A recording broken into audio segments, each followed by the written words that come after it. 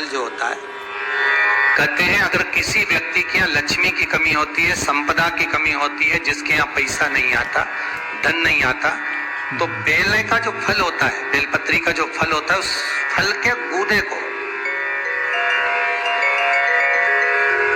बेलपत्री के फल का गूदा निकाल लो, सुखा लो, गाय के घी में उसको डुबो लो और शुक्रवार के दिन माता लक्ष्मी के लिए अग्नि में आहुति दीजिए। महाराज, शाम के समय पर सूर्यास्त के पहले ये जो आहुतियां हम बेले के गुर्दे के फल की गाय के घी में डुबोकर माता लक्ष्मी और भगवान विष्णु के नाम से देते हैं, महाराज 2 या 3 शुक्रवार करोगे, लक्ष्मी की कभी कमी नहीं आती, संपदा बढ़ती है।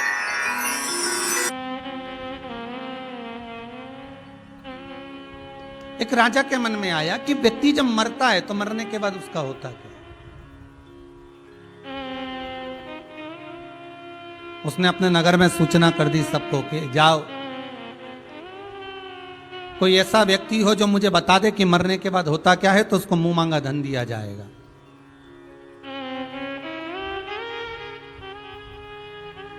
कोई ऐसा व्यक्ति हो जो बता दे कि मरने के बाद होता क्या है। अब कोई भाई बता वही सकता है जो मर गया हो, और मरा हुआ व्यक्ति वापस नीचे आकर तो बोलेगा नहीं कि ऊपर पुण्य मिला कि पाप मिला कि नरक मिला कि स्वर्ग मिला, क्या खाने को मिला, क्या पहनने को मिला, क्या वस्त्र, क्या आभूषण, क्या रतन, क्या माणिक, क्या मोती, क्या प्राप्त हुए, किसको मालूम। पूरे नगर में सूचना दे दी, कोई बता दे कि मरने के बाद होता क्या है। जब व्यक्ति को दफना दिया जाता है, मिट्टी में जब डाल दिया जाता है, तब होता क्या है। एक व्यक्ति था बड़ा कंजूस, उसने सोचा चलो राजा से मुंह मांगा धन मिलेगा, अपन ही बता देते। राजा के पास गए, महाराज जी मैं तैयार हूं कि मरने के बाद होता क्या। राजा ने कहा तुम्हें कैसे मालूम? तो क्या मालूम महाराज जी, बस आप एक काम करना, मुझे मिट्टी में दबा देना और 8-15 दिन बाद मेरे को निकालना, मैं सब बता दूंगा कि अंदर हुआ क्या था, दफनाने के बाद अंदर क्या हुआ, मैं सब बता। ठीक है, मंजूर है। राजा ने कहा ले जाओ इसको। लेकर जाने लगे, एक भिक्षुक, एक भिखारी उसके पांव में गिर गया, भैया मुझे कुछ दान दे दो, मेरे को भूख लगी है, कुछ भोजन दे दो। वो बार बार बिलक रहा है, बार बार मांग रहा है, मुझे भूख लगी है, कुछ दे दीजिए, मुझे भूख लगी है, कुछ दे दीजिए। इतना कंजूस व्यक्ति था, उसके पास में खाने का था तो भी नहीं दे पाया। आखिरी में वो भिखारी उसका पीछा पकड़ लिया। जब पीछा पकड़ लिया तो उसने एक पेड़ की सूखी पत्तियां पड़ी थी, उस वृक्ष की पत्तियों को उठाकर उसके कटोरे में डाल दिया, ये ले, ये खा ले। और वो सूखी पत्तियां देकर वो कंजूस व्यक्ति चला गया। खड्डा खोदा गया, उसमें उसको डाल दिया गया, मिट्टी से दबा दिया गया, एक पाइप उसके श्वास को लेने के लिए छोड़ दिया गया।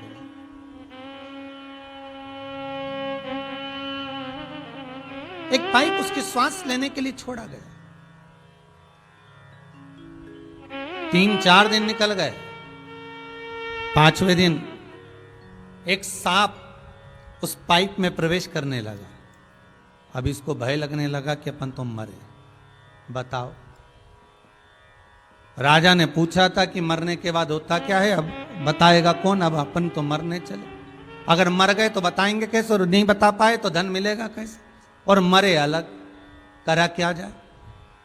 वो पाइप जो लगा था उसमें सांप प्रवेश कर रहा था।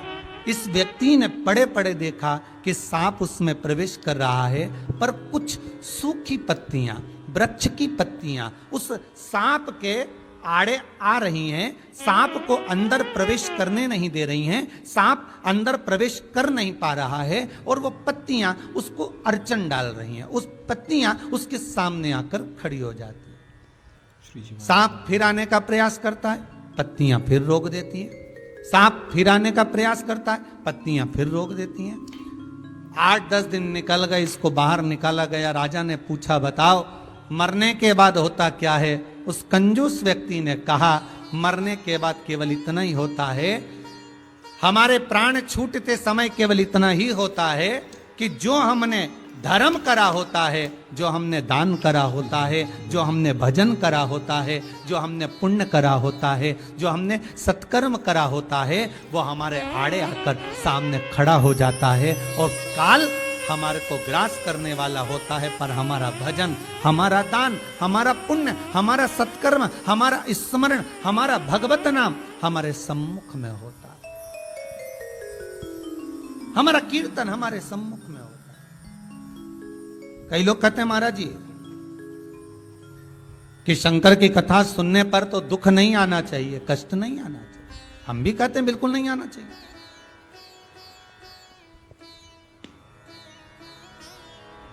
शंकर की कथा अगर हम श्रवण कर रहे हैं तो दुख तकलीफ और दुख कष्ट आना ही नहीं चाहिए। हम भी बोल रहे हैं नहीं आना चाहिए। पर महाराज फिर ये दुख, फिर ये तकलीफ, फिर मन में ये कष्ट क्यों? कारण क्या है? फिर ये मन में दुख तकलीफ कष्ट क्यों? शिव महापुराण की कथा कहती है भाई, आज तो आपने पुण्य करा, आज तो आपने सत्कर्म करा, आज तो आपने भगवत भजन कर लिया, पर जो पूर्व में कर कर आए हो उसका भी तो फल हमें यहीं भोगना है। हम पहले भी कथा में कहे कि एक बार भगवान मिले तो उनसे पूछना जरूर है। क्या पूछना है? कि जिस जन्म में हमने जो पाप करा है, जिस जन्म में हमने जो कर्म करा है, उसका भोग हमें उसी जन्म में दिया जाए। फिर हमें मनुष्य देह में आकर वो हमें फिर पाप का भोग ना भोगना पड़े। हम कर कर आए हैं, उसको तो भोगना पड़ेगा। महाराज कोई कोई सामान ऐसा होता है कि बहुत पैक कर कर जब ऑनलाइन बुलाया जाता है तो सारे डब्बों में पैक कर कर उसको भेजा जाता है, और इतने डब्बे पैक करे जाते हैं, टेप चिपकाया जाता है, पॉलीथीन में बंद करा जाता है, पन्नियों में पैक करा जाता है, कागजों में पैक करा जाता है।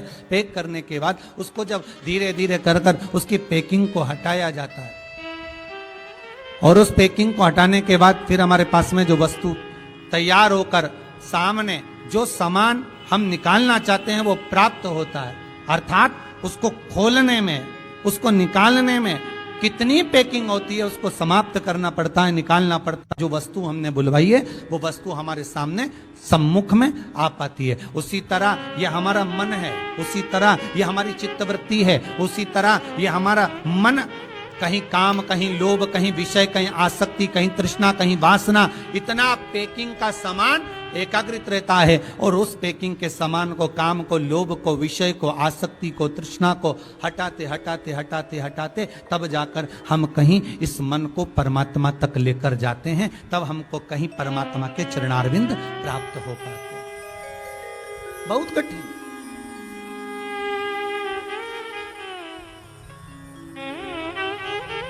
रहो, दुख आया।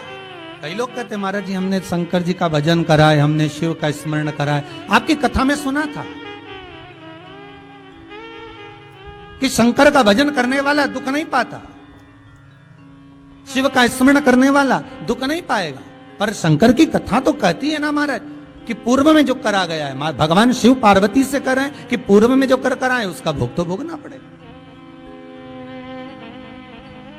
मत बुरे कर्म कर बंदे वरना पछताएगा, भगवान की आंखों से तू बच नहीं पाएगा, तू बच नहीं पाएगा।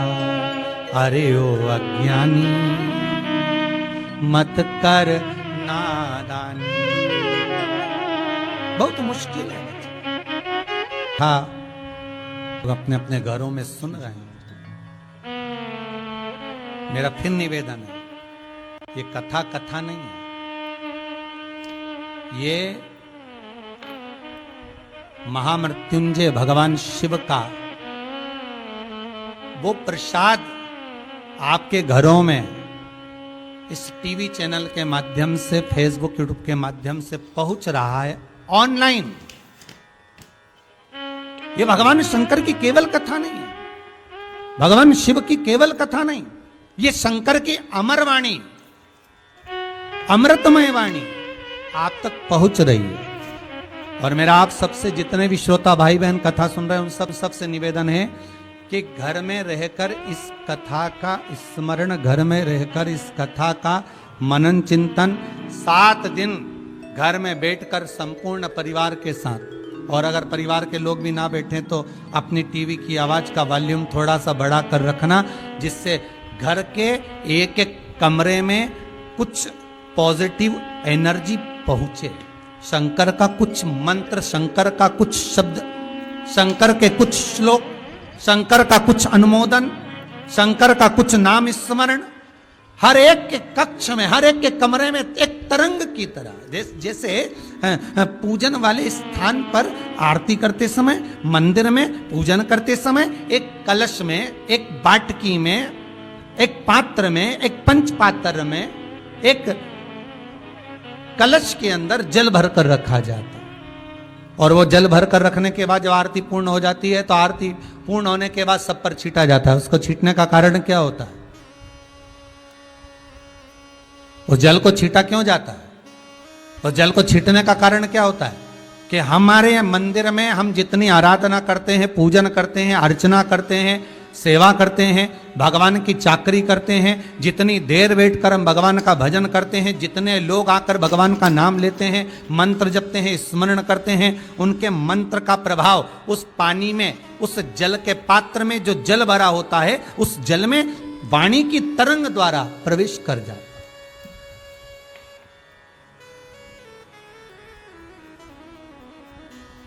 और वाणी की तरंग द्वारा जब प्रवेश करता है तो वो जल इतना पवित्र हो जाता है, इतना आनंदित हो जाता है कि वो जल का छींटा मात्र हमारे कई पापों को समाप्त कर देता है। हमारे कई पापों,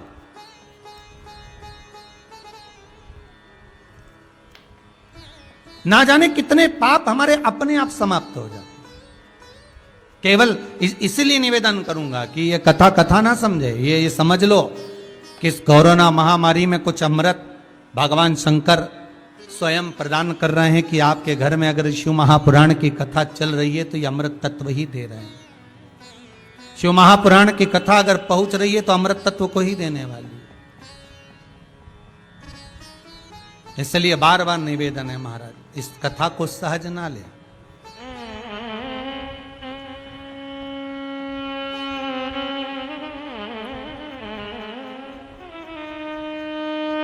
एक मंदिर में एक भक्त रोज जाता है, बड़ा सरल गया, एक लोटा पानी भरा, शंकर जी पे चढ़ाया, थोड़ी बेलपत्र लिया है, शिव जी पे चढ़ा,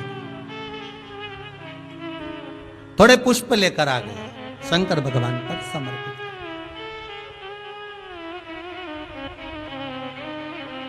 अब जो मंदिर में आता है उसकी मुराद पूरी हो जाती है, पर ये रोज रोज आता है पर इसकी मुराद पूरी नहीं होती। बड़ा दुखी। इसने एक दिन भगवान शंकर से निवेदन करा, भोलेनाथ आपके मंदिर में जो आया, आपके मंदिर में जो पहुंचा, आपने सबकी मुराद पूरी करी, फिर मैं वंचित क्यों रह गया? कभी कभी होता है ऐसा, बहुत ध्यान दीजिएगा। आप जिस कॉलोनी में, जिस मोहल्ले में, जिस नगर में रह रहे हैं, आपके 4 घर छोड़कर आपकी बिल्डिंग में नीचे के एरिया में, ऊपर, ना जाने आमने सामने जहां तहां हो सकता है कि कोई कोरोना का मरीज हो सकता है कि आपके नजदीक तक भी पहुंच गया। उसके बाद भी भगवान शंकर यदि आपको स्वस्थ रखे हैं, भगवान की कृपा है। और आप अपने घर में आराम से आनंद से स्वस्थ होकर यदि रह रहे हैं तो ये शंकर भगवान को धन्यवाद देना कि भोलेनाथ तेरी कृपा है। 32 दांतों के बीच में जैसे जिह्वा रहती है, चारों तरफ हाहाकार मचा हुआ है और तूने मुझे जिह्वा की तरह बचा कर रखा हुआ है। ये तेरी कृपा है, ये तेरी दया। हम फिर कहेंगे 7 दिन अगर कथा सुन रहे हो तो श्री शिवाय नमस्तुभ्यम मंत्र को जपते रहो, मंत्र का स्मरण करते रहो, ओम नमः शिवाय जपते रहो, स्मरण करते रहो। और अगर समय मिल जाए तो महामृत्युंजय मंत्र का जाप भी करते रहो। महामृत्युंजय मंत्र का स्मरण भी करते रहो।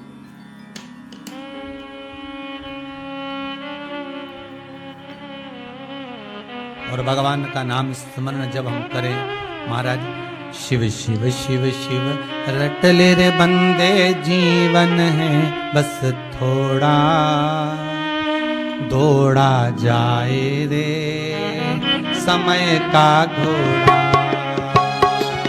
दौड़ा जाए रे समय का घोड़ा। शिव शिव शिव शिव रट ले रे बंदे, जीवन है बस थोड़ा, शिव शिव शिव शिव रट ले रे बंदे, जीवन है थोड़ा, दौड़ा जाए रे समय का घोड़ा, दौड़ा जाए रे समय का घोड़ा।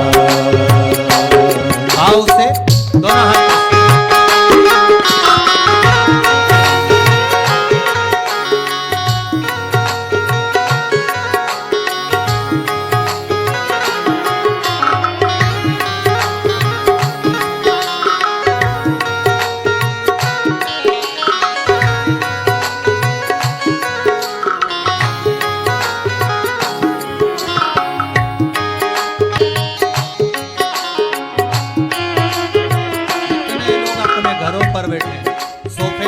पलंग पर जहां बैठे हो, दोनों हाथों से ताली सेवा देते हो, जय हो।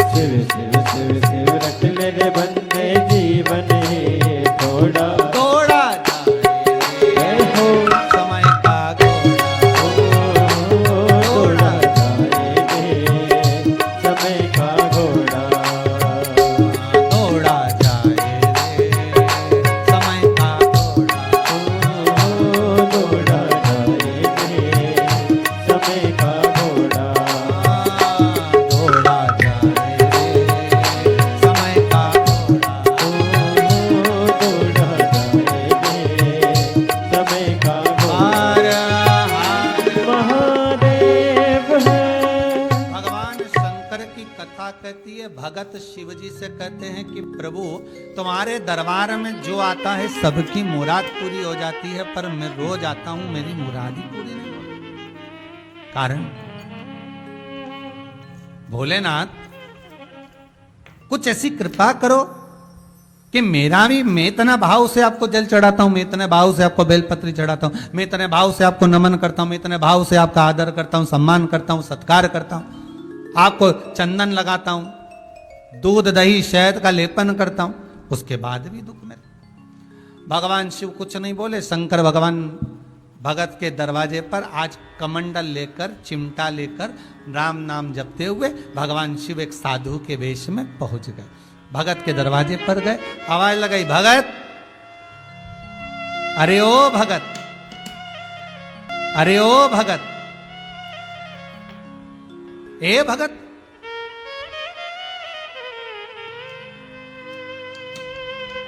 भगत ने दरवाजा खोला और दरवाजा खोल के भगत सामने आया।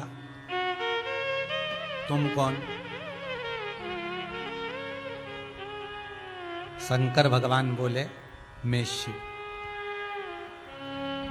प्रभु दुनिया को वहीं से बैठे बैठे दे देते हो, आज मेरे घर पर आकर आप मुझे देने के लिए आए हो? शंकर भगवान बोले, देने के लिए नहीं आया हूं, भूख लगी है, आज मंदिर में कोई प्रसाद चढ़ाने नहीं आया, इसलिए भिक्षा मांगने आया। अच्छा, चिंता मत करो भोलेनाथ, आज मेरे यहां खीर बनी है और भगोना खीर का लेकर आया। भगवान शंकर ने कमंडल आगे करा, जैसे कमंडल आगे करा तो ये खीर का पात्र लेकर खड़ा। शिव जी बोले, भिक्षाम दे, भिक्षा दो। अब वो खीर का पात्र आगे लेकर जाए डालने के लिए, फिर उसने देखा, फिर हाथ को रोक दिया। शंकर जी बोले, भिक्षा क्यों नहीं देता? अरे भिक्षा तो दे। फिर पात्र भगवान शंकर आगे करे, कमंडल को भगवान शिव ने फिर आगे करा। इसने भिक्षा नहीं डाली, खीर नहीं डाली। शिवजी ने पूछा, आखिर बात क्या है? कमंडल में तो खीर क्यों नहीं डालता? कहा, प्रभु जी गलती है मेरी, एक बात कहूं आपको। भोलेनाथ जी बोले, बोलो क्या बात है? आपका जो कमंडल है ना, अंदर से बहुत गंदा। बोले, बाबा ये कमंडल जो है ना आपका, जिसमें आप खीर लेना चाहते हो, अंदर से बहुत गंदा। इतने गंदे पात्र में, इतने गंदे कमंडल में मैं खीर कैसे डाल सकता हूं? मैं आपको कैसे खीर दे सकता हूं? शंकर भगवान बोले, यही तो मैं तुझे समझाने के लिए आया हूं कि गंदे कमंडल में तू खीर नहीं दे सकता, तो तेरी बुद्धि में जब तक पाप, कपट, छल, बेईमानी, प्रपंच, निंदा, चुगली, इतना सारा गंदगी तेरे पास भरी होगी, भले तू लोटे को ऊपर से मांज ले, कमंडल को ऊपर से मांज ले, बर्तन को ऊपर से साफ कर ले, पर अंदर से अगर गंदा होगा, भले तू मेरे ऊपर जल चढ़ाता है, बेलपत्र चढ़ाता है, धतूरा चढ़ाता है, फूल चढ़ाता है, शहद चढ़ाता है, चंदन लगाता है, धूप बत्ती लगाता है, अगरबत्ती लगाता है, मेरे मंदिर में आकर दिया जलाता है, पर बाहर से तो बर्तन अच्छा है, पर अंदर से अगर गंदा है तो तू खीर नहीं दे रहा। जब बर्तन, पात्र अंदर से गंदा है तो तू खीर नहीं दे सकता, तो मैं तेरे को वर कैसे दे सकता? विचार कर जरा, सोच।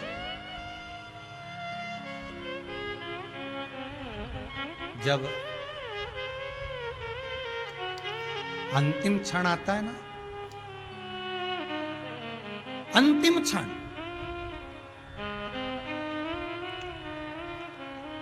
कल कोई कह रहा था सरकार को खूब सारे हॉस्पिटल बना देना चाहिए। गुरुदेव, आपका क्या विचार है? हमने कहा बना दे, मना नहीं है, और हॉस्पिटल कम भी नहीं है, बहुत बनाए, मना नहीं है।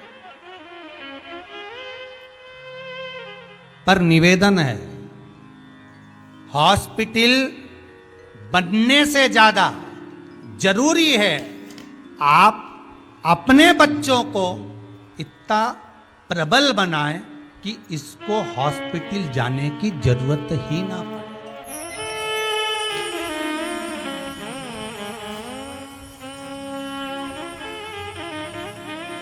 महाराज, पिछला जो लॉकडाउन था, पिछले वर्ष का जो ये कोरोना महामारी जब चली थी, वो असर करी थी बुजुर्गों पर, और जितने बुजुर्गों पर असर करी थी उतने बुजुर्ग जल्दी से जल्दी ठीक भी होते गए थे। बहुत कम, ना के बराबर पिछले वर्ष लोग शांत हुए थे। पर इस वर्ष ये बीमारी जो लाग करी है, वो छोटी सी उम्र से लगभग 24-25 साल के लोगों से लेकर 55-60 साल तक के व्यक्ति पर ऐसी लाग कर गई कि जवान से जवान व्यक्ति भी अपने प्राणों को त्याग कर गया। अब एक बात जान लीजिएगा महाराज, पुराने लोग घर से बाहर रहकर अपनी जो जिंदगी जीते थे, बड़ी मस्त जीते थे। खूब अलमस्त रहना, हंसी मजाक करते रहना, और खूब ये पुराने जो गेम होते थे, कहीं गिल्ली डंडा खेल रहे हैं, कहीं बॉल फेंक रहे हैं, कहीं कबड्डी है, कहीं खो खो है, कूद रहे, फांद रहे, बिल्डिंग से नीचे से, रेतों पर, पानी में, घास में, गद्दों पर बच्चे उचक रहे, कूद रहे। तो इनका जो प्रबलता है, इनका जो बल है, इनकी जो श्वास है, इनकी जो ऑक्सीजन है, वो बड़ी प्रबल रहती है। अब आज के बच्चे, छोटा सा बच्चा पैदा हुआ, उस दिन से, जिस दिन से पैदा हुआ, उस दिन से तुम उसके स्नेह कर रहे, लाड लड़ा रहे, मेरा प्यारा बेबी, मेरा प्यारा बच्चा, बच्चा कहकर उसको धीरे धीरे अच्छी एजुकेशन की ओर लेकर गए, बड़े बड़े स्कूलों में पढ़ाया, वहां पर भी कोई ध्यान नहीं दिया गया, बस पढ़ाया। और बचा कुचा था तो सोचा थोड़े बहुत दिन, अब बच्चा बड़ा हो गया, 20-22 साल का हो गया, जिम जाना चालू कर दिया, और वो एक कमरे में बंद, वो जिम एसी चल रहा है और लोग एक्सरसाइज कर रहे हैं, पाउडर घोल घोल कर दूध में भर भर कर पी रहे हैं, और सोच रहे हैं कि मेरा शरीर प्रबल हो गया, मेरी बॉडी स्ट्रांग हो गई। प्रबल नहीं हुई है, खोखली हो गई। और वो इस कोरोना महामारी में देखने को मिल गया, इसमें देखने को मिल गया। बनाई बॉडी आपने, शरीर बनाया आपने, किसी काम का नहीं बनाया। जो पुराना बल था, पुराना आनंद था, पुराना खान पीन था, शुद्ध भाव था, वो बच्चे वो आनंद में रहे। और कोरोना जैसी महामारी से भी झगड़ा कर लड़कर आ गए। पर आज हम अपने बच्चों को जो दे रहे हैं, वो अच्छा पोषण नहीं दे रहे। हम अपने बच्चों को आज जो सीख दे रहे हैं, वो अच्छी सीख नहीं दे पा रहे। कारण वही रहा। फिर निवेदन करूंगा कि हॉस्पिटल अपनी जगह पर हैं। आप चिल्ला चिल्ला कर कहते रहो कि प्रशासन को हॉस्पिटल बनाना थे, ढेर सारे बनाना थे, पर मेरा निवेदन केवल इतना है, हॉस्पिटल तो बने, मना नहीं है, पर हम अपने बच्चों को, हम अपने परिवार को, हम अपने कुटुंब को ऐसा प्रबल बनाएं, इतना प्रबल बनाएं कि वो हमारे बच्चों को हॉस्पिटल जाने की जरूरत ही नहीं, जरूरत ही ना पड़े।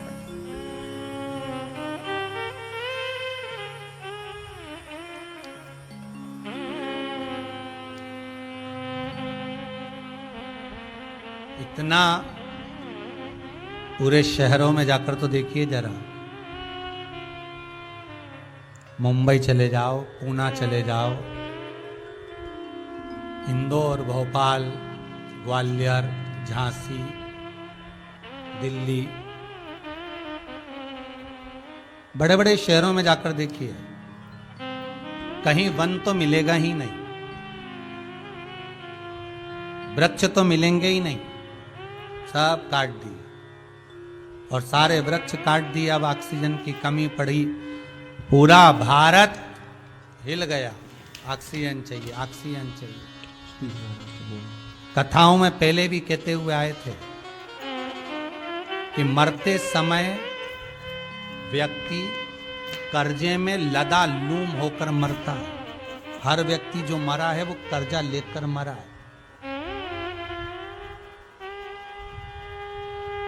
और शिव महापुराण की कथा कहती है उऋण होकर जाना, कर्जे से मुक्त होकर जाना।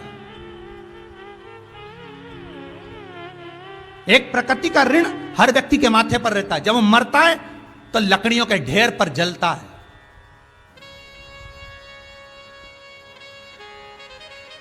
और जिन लकड़ियों पर वो जला है उन लकड़ियों का ऋण उसके मस्तक पर चढ़ गया, फिर पैदा होगा उस ऋण को चुकाने के लिए। इसलिए आपसे हाथ जोड़कर निवेदन है, मरने से पहले एक वृक्ष जरूर लगाओ, और जिस जगह पर वृक्ष लगाओ उस जगह पर किसी को बोल कर रखो कि इसमें पानी देते रहना भैया। भले तू महीने का 5, 10, 50, 100, 500 जो ले लेना, पर ये वृक्ष बड़ा हो जाएगा। मैं मरूंगा तो ऋण लेकर नहीं जाऊंगा, कर्जा लेकर नहीं जाऊंगा, ऋण होकर जाऊंगा, ऋण से मुक्त होकर जाऊंगा। जिन लकड़ियों पर हम जलते हैं उससे पहले एक वृक्ष लगाकर जाने की जवाबदारी आपकी है, किसी दूसरे की नहीं।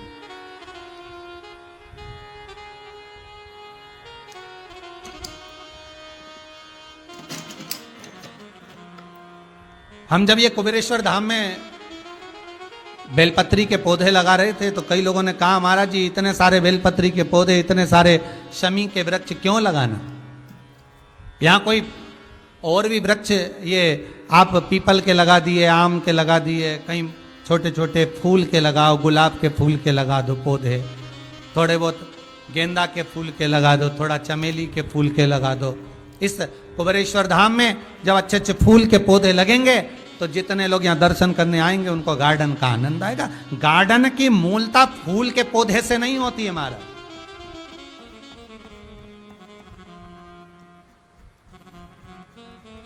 फूल के पौधे से नहीं है। अरे भाई, स्कंद पुराण में लिखा है कि जिस जगह पर बेलपत्र के 11 पौधे, 5 पौधे, 7 पौधे, 21 पौधे एक साथ लगे हुए हों और उस बेलपत्र के वृक्षों की उस बगीची में, उस कुंजन में, उस बेलपत्र की कुंज के अंदर बैठकर अगर कोई मुख से मात्र 5 बार भी शंकर के मंत्र का जाप कर लेता है तो उसका वो मंत्र सिद्ध हो जाता है। स्कंद पुराण कर रहे हैं।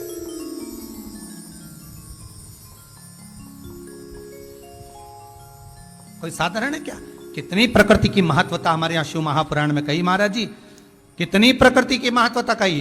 बेलपत्री का पौधा हो, चाहे आप शमी का पौधा हो, चाहे मदार का पौधा हो, सबका व्याख्यान वर्णन हमारे यहां शिव महापुराण करती रही। पीपल की महत्वता है,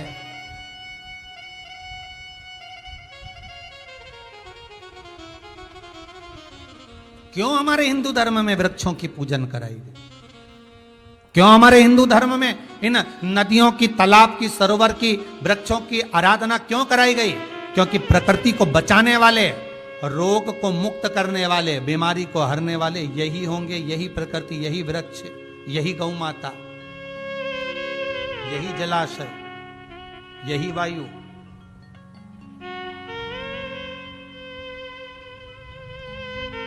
यही श्रेष्ठ कर सकते। तो जरूरत नहीं महाराज, जरूरत हमको अपने को प्रबल बनाने की। तो मेरा निवेदन है, ये शिव महापुराण की कथा आज जो हो रही है, इस कथा का जो मूल आनंद है, इस कथा का जो रसतत्व है, मेरा निवेदन केवल इतना है, ये विचार करना कि शंकर ने बहुत बड़ी कृपा कर दी। हमारे घर में अगर हम शिव महापुराण की कथा को चालू कर कर बैठे हैं तो शंकर का ही कुछ अमृत हमको प्राप्त हो रहा है, अमृत प्राप्त। जपो, स्मरण करते रहो, विश्वास प्रबल रखिए, भरोसो दृढ़ इन चरणन कैरो, श्री वल्लभ नखचंद्र चटाविन सब जग माही अंधेरो। भरोसा होगा तो भगवान को मिलने में देरी नहीं, भगवान को मिलने में देरी नहीं। शिव पुराण के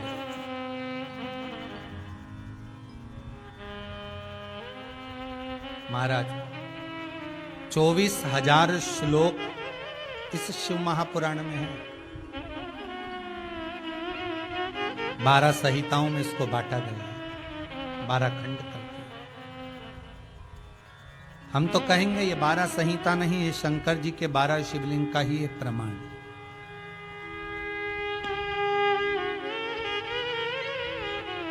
स्वयं शिव शंकर का एक स्वरूप हमारे सम्मुख है।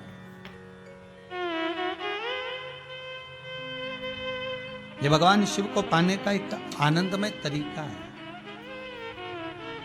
कैसे प्राप्त हो भगवान शंकर?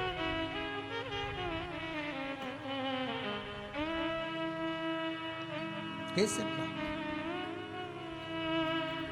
आया चरित्र, एक सुंदर प्रसंग कहा। एक देवराज नाम का ब्राह्मण है महाराज, और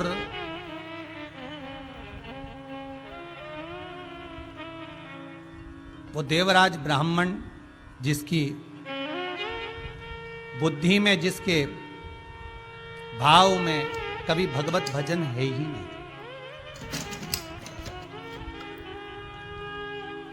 वो भगवान की भक्ति से बड़े परे है। भगवान को लोग याद कब करते हैं?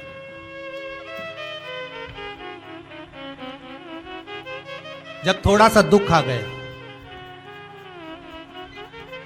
थोड़ी सी तकलीफ आ गई, तब लोगों ने कहा जरा देखना पंडित जी, जरा देखिए, जरा आज धर्म पत्नी की तबीयत बड़ी गड़बड़ चल रही है, थोड़ा सा महामृत्युंजय का जाप बिठा दीजिए।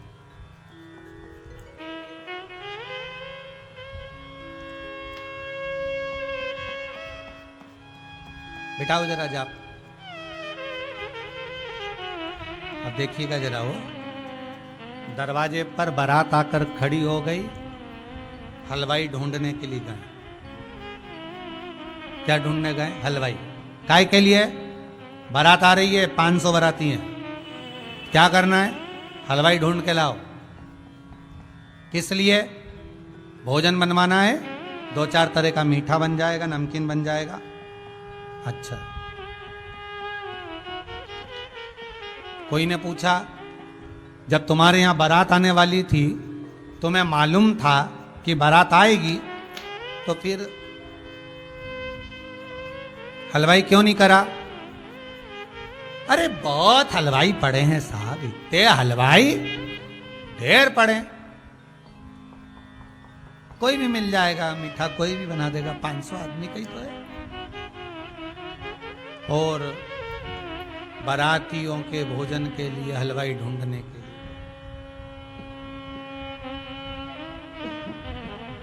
हलवाई ढूंढने के लिए गए। और जब हलवाई ढूंढने के लिए गए, मिल गया, हलवाई भी मिल गया। अब इन्होंने कहा साहब काजू कड़ी बना दो। अब हलवाई भी कैसा मिला यार, ध्यान दीजिएगा। हो काजू कड़ी बना दो। तो इन्होंने अपनी पत्नी को फोन लगाकर पूछा कि कड़ी कैसे बनाते? हलवाई ने, पत्नी ने कहा एक काम करो, बेसन घोल कर छोका लगा दो और उसमें छाछ, दही, मई डाल दो, ठीक है, और उसके बाद उसमें काजू डाल देना, हो गई काजू कड़ी। अब जैसा हलवाई ढूंढ के लाओगे वैसी काजू कड़ी बन गई। अब बस जैसा ये विवाह का स्वरूप है, वैसा हमारा स्वरूप है। कभी मंदिर नहीं गए, कभी शंकर का अनुमोदन नहीं करा, कभी दिल से शिव को याद नहीं करा, भय से करा है, भय से करा। किसी ने भय दिखाया, तुम्हारा शनि बेकार चल रहा है, शनि जी के मंदिर पहुंच गए। किसी ने भय दिखाया, तुम्हारा ग्रह नक्षत्र बेकार है, तो शंकर जी के जाप करा लिए। किसी पंडित जी ने कहा तुम्हारा ये नक्षत्र बेकार है, तुमने तुरंत अनुष्ठान करवा लिया। अरे कभी मन करे दिल से, ना शनि बेकार हो, ना राहु बेकार हो, ना केतु बेकार हो, ना कोई ग्रह बेकार हो, तुम्हारा मन कर जाए, पंडित जी फ्री हो क्या? हाँ साहब, महामृत्युंजय कर दो जरा। तब शंकर जी सोचे कि यह वो भगत है जो मुझे केवल विपदा में याद नहीं करता, ये मुझे सुख में भी याद करता है। तो शंकर आपकी विपदा में आपके सामने खड़ा मिलेगा। फिर भले ऑक्सीजन कम भी हो गई तो वो ऑक्सीजन देना चालू करेगा।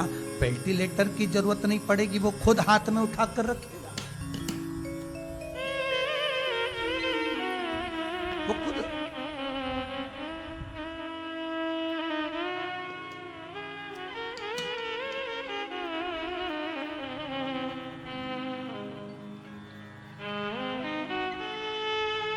सम्मुख में खड़ा मिल रहा।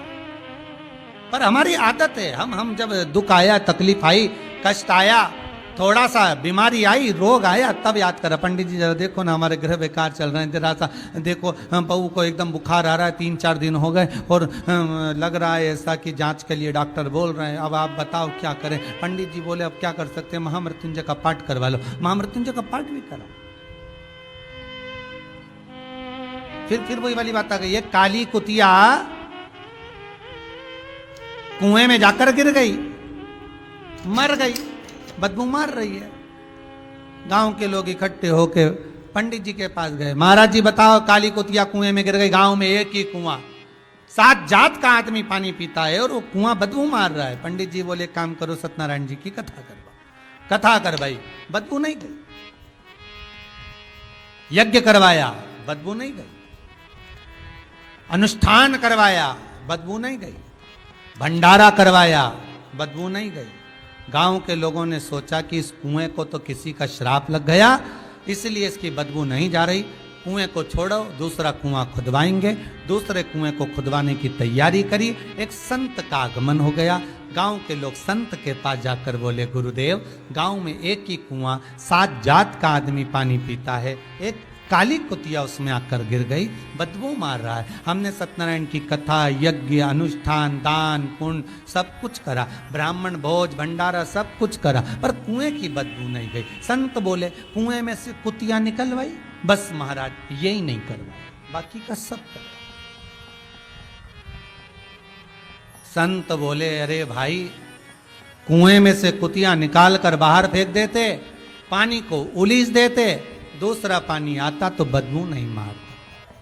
ये कुएं की और कुतिया की कथा नहीं है, हमारी कथा है। मन रूपी कुएं में जब तक अहंकार रूपी कुतिया पड़ी है, तब तक वो भगवान का भजन में नहीं जाने देगी, स्मरण में नहीं जाने देगी।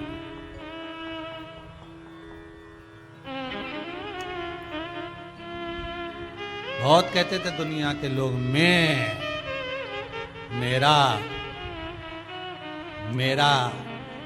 मेरे पास इतना धन, इतनी दौलत, इतनी संपदा, ऐसी सत्ता, चारों तरफ मेरा नाम चलता है, चारों तरफ। ओ महाराज, चारों तरफ मेरा नाम चलता है, इतने इतने वोट से तो हम जीतते हैं, हमारे पास में यह पद है। मालूम पड़ा जिस जगह जिस क्षेत्र से चुने गए, उसी क्षेत्र में मालूम पड़े बीमारी में मर रहे, और एक हॉस्पिटल में पलंग के लिए भी ऊपर तक फोन लगाना पड़ रहा है। अखबारों में न्यूज है महाराज, एक पलंग पाने के लिए भी अखबारों में न्यूज है, टीवियों पर दिखाया गया कि कई ऐसे प्राण त्यागे जो अच्छे अच्छे पद पर थे, और मालूम पड़े एक पलंग पाने के लिए पलंग मिल जाए, ऑक्सीजन मिल जाए, वेंटिलेटर मिल जाए, उसके अब बताओ तुम्हारे वो अहंकार, तुम्हारी वो अभिमत्ता, तुम्हारा अहम कहां गया? तुम्हारा धन, तुम्हारी दौलत, तुम्हारी सत्ता, तुम्हारा वैभव कहां गया?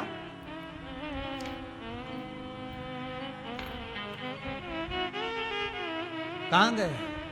सब धरा की धरा रे, किसी काम का। इसलिए फिर निवेदन है, जो इस दिल से आप भगवान शिव को रिझा लो। जब आखिरी में डॉक्टर भी काम नहीं आते ना, तो डॉक्टर भी कह देते हैं कि अब हमारे हाथ में नहीं है, अब तो वो बैठा है उसके हाथ में है।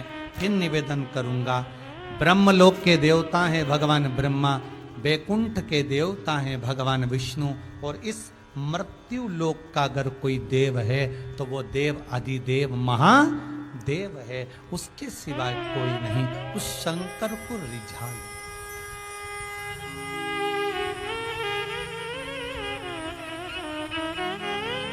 उस शिव को रिझा लो।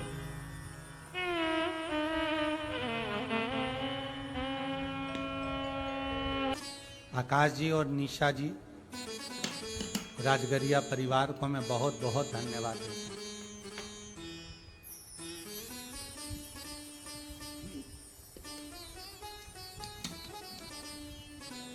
कमाया,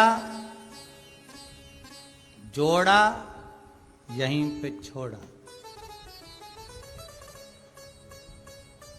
धन्य है आकाश जी आप, निशा जी आप, राजगरिया परिवार, जो अपने माता पिता की स्मृति में शिव महापुराण की कथा केवल माता पिता के लिए नहीं, हम तो कहेंगे इस कोरोना महामारी में संपूर्ण विश्व को एक बल देने के लिए, एक ऑक्सीजन देने का काम ये शिव महापुराण की कथा करे।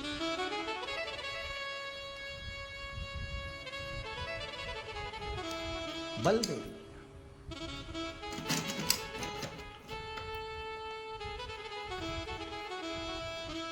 जोड़ा, छोड़ा, ये तो प्रकृति का नियम है कि आप जोड़े जोड़े और बाद में यहां छोड़े।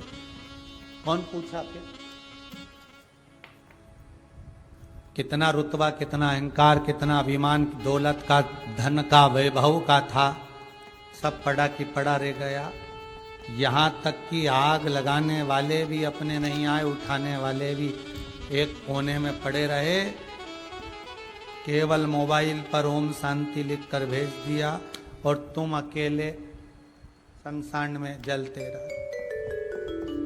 पहले भी कथा में कहा, फिर कहते हैं, मकान तुम्हारी पसंद का रहेगा, कैसा बेडरूम बनाना है, कैसा फर्नीचर बनाना है, कैसे दरवाजे लगाना है, कैसा कालीन बिछाना है, कैसा किचन बनाना है, कैसा ड्राइंग रूम बनाना है, कैसा हॉल बनाना है।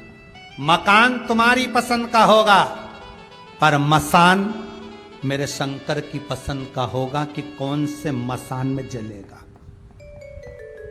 इस कोरोना महामारी में सिद्ध हो गया। कहां के रहने वाले थे और कहां जाकर आग लगाई, ये किसी को नहीं मालूम पड़ा।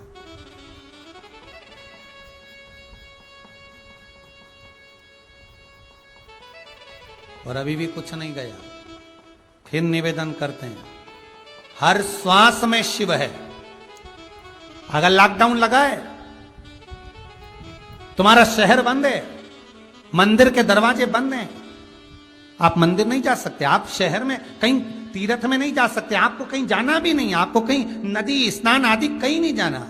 या तो शिव महापुराण की कथा करिए, श्वास श्वास में शिव रमा है। इस श्वास में शिव है तो शरीर है।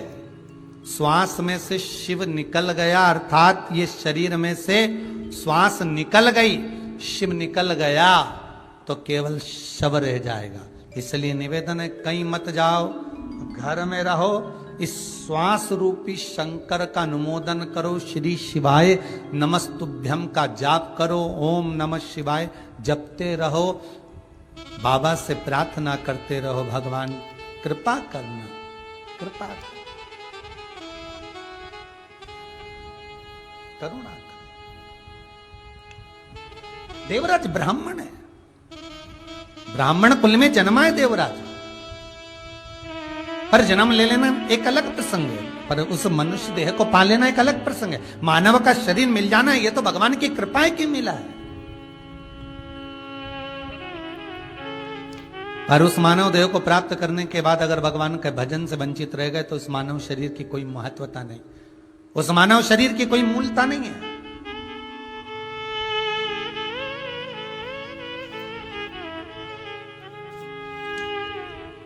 इसी कुबेरेश्वर धाम से जब रुद्राक्ष महोत्सव करा था तो उसमें एक भजन की लाइन कही थी, आए ना आए प्रभु कुटुम कभी, आए ना आए प्रभु कुटुम कभी, अंत समय प्रभु आना पड़ेगा, वादा किया तो निभाना पड़ेगा। भगवान कोई आए ना आए, इस शिव का स्मरण कराए तो उसको याद करना हर पल, हर घड़ी, हर क्षण।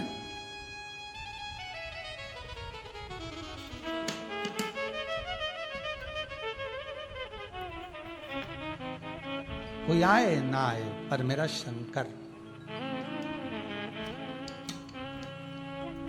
कल की बात है, हमारे छिपरा वाले जवर परिवार में से एक भांजा कल फोन लगाकर बोला ऑफिस में कि गुरुदेव से हमारे एक परिचित हैं इंदौर में, उनके साले बीमार पड़े हुए हैं, 60% कुछ बीमारी हो गई है और हॉस्पिटल में। उसकी इच्छा है, शिव महापुराण की कथा सुनी है, डॉक्टर कह रहे हैं ठीक नहीं होगा तो वेंटिलेटर पर पहुंचाना पड़ेगा। उसकी इच्छा है कि एक बार जिस मंत्र को गुरुजी बताते हैं श्री शिवाय नमस्तुभ्यम, उस मंत्र को गुरुजी के ही मुख से सुनना है। फिर कल उस बालक से हॉस्पिटल में मोबाइल पहुंचवाकर मंत्र का स्मरण किया। बाबा कृपा करे, बता रहे हैं कि अब वो बालक ठीक है, अर्थात शंकर का अनुमोदन आप भी करिए।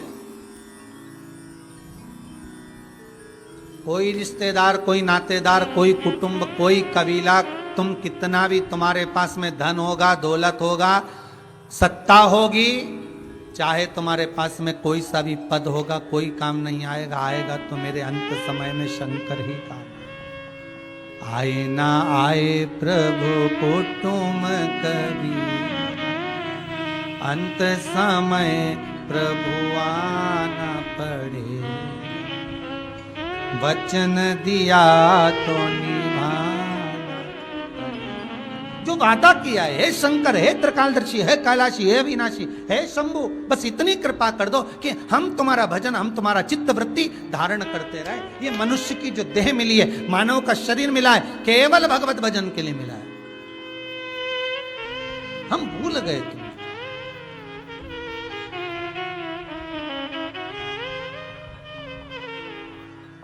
प्रतापगढ़ में कथा में कहा था, 5-5 हजार के, 10-10 हजार के सूट मॉलों में, शोरूम में टंगे की टंगे रह गए। प्रतापगढ़ की कथा में कहा था 10-10 हजार के चुन्नी बेस कपड़े, सूट, बूट, हेट सब मॉलों में, शॉपिंग मॉलों में जमे की जमे रह गए। और एक 10 रुपए का वो मास्क, कितने रुपए का? 10 रुपए का वो मास्क, इतना सा टुकड़ा करोड़ों का व्यापार करके निकल गया। प्रतापगढ़ की कथा में कहा था,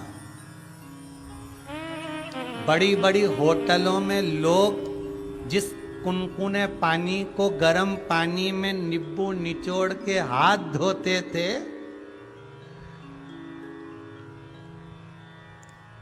और गंदी गंदी मदिरा का पान करते थे, इस कोरोना महामारी ने उसको भी उल्टा कर दिया। जो पीते थे उससे हाथ धो रहे हैं, और अब जिससे हाथ धोते थे उसको पी रहे हैं, गर्म पानी में नींबू निचोड़ निचोड़, और वो मदिरा से हाथ धो रहे। सब उल्टा। भगवान दिखाना चाहता है कि समय बदलते देर नहीं लगती, इसलिए अहंकार ना करिए, अभिमान की जिंदगी मत जियो, छोड़ दो। भगवत भजन, स्मरण, चित्त वृत्ति, हम भगवान की भक्ति में डूब जाए।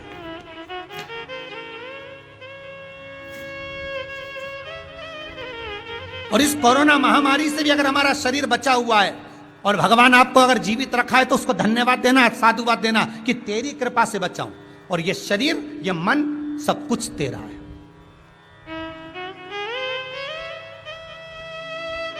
केवल आरती में मत गाइए तन मन धन सब कुछ तेरा, केवल आरती में गाते हो, बाकी का समय तो हमेशा कहते रहते तन मन धन सब कुछ मेरा। वो तो एक लाइन और नहीं जोड़ी, नहीं तो वो भी जोड़ देते, पड़ोसी का भी मेरा। ये भी हमको मिल जाए तो कम।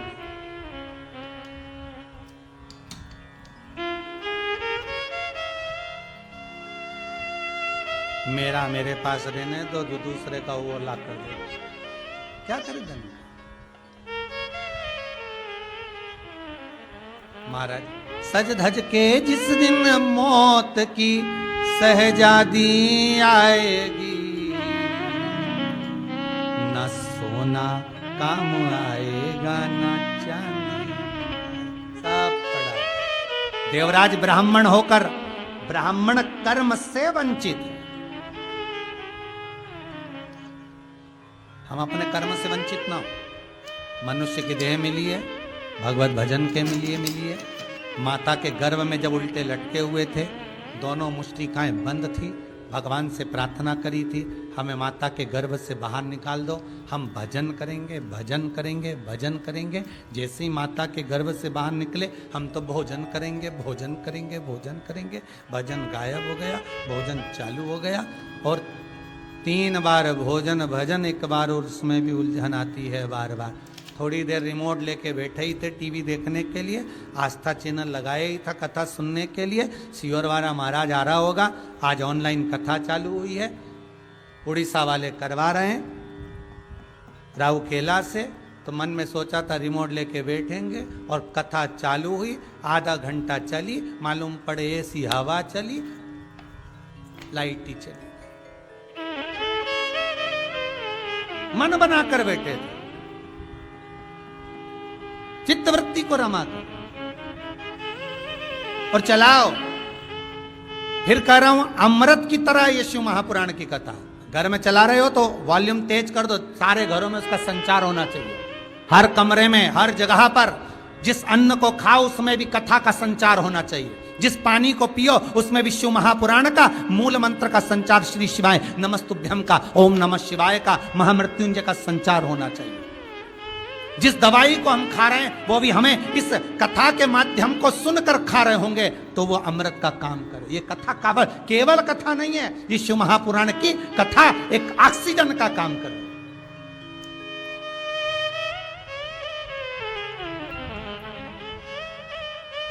और विश्वास रखकर कहता हूं, जिसने 7 दिन की शिव महापुराण की कथा को श्रवण कर लिया, उसको ना तो ऑक्सीजन की जरूरत है, ना वेंटिलेटर की जरूरत है। बाबा चाहेगा तो वो कैलाश अधिपति शंकर का केवल अगर आपने गुणगान कर लिया, आप उसकी मस्ती में डूब गए, अपने आनंद में डूब गए। मन को, चित्त को इस सारी बीमारी से, व्हाट्सएप से, ये न्यूज़ों से, बीमारियों से हटाकर शंकर में अगर लगा दिया। हाँ, ये जरूर है, पहले दिन कथा में मन लगाना थोड़ा कठिन पड़ता है, क्योंकि पहले दिन तुम्हारी भी आदत थोड़ी ना रहती है 3 घंटा कथा में बैठने की, है। पहले दिन तो तुम्हारी आदत है, थोड़ी देर पे ये देख लो, थोड़ी देर में नाटक देख लो, फिर थोड़ी देर खाया पिया 12-1 बजे, और खा पी के सोए, शाम के 5-6 बजे उठो और